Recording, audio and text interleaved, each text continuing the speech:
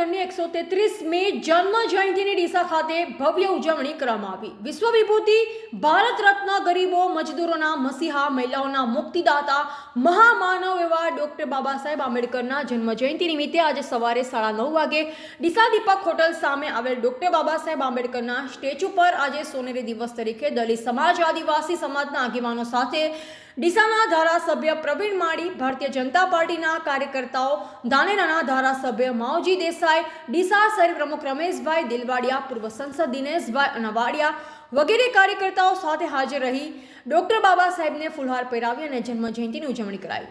સાથે આમ આદમી પાર્ટીના ડોક્ટર રમેશભાઈ પટેલ, કોંગ્રેસના કાર્યકર્તા એમાં ભાઈ ચૌધરી, પ્રકાશભાઈ ભરતિયા, પીવી રાજગોર સહિતના દલિત સમાજના આગેવાનો, યુવકો મોટી સંખ્યામાં ઉપસ્થિત રહી ડોક્ટર બાબા સાહેબ આંબેડકરની પ્રતિમાને ફૂલહાર પહેરાવી જન્મ જયંતિની ઉજવણી કરવામાં આવી હતી। જય ભીમ।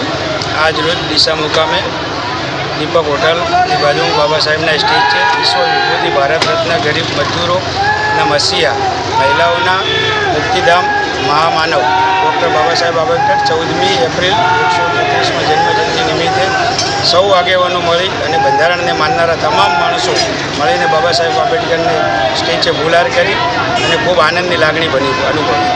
માન્ય ડીસાના ધારાસભ્ય શ્રી પ્રવીણભાઈ માળી સાહેબ, તમામ અનુસૂચિત જાતિ મોરચાના તમામ ભાઈઓ અને બહેનો આવી અને બાબા સાહેબને ફૂલહાર કરી। શું નામ તમારું?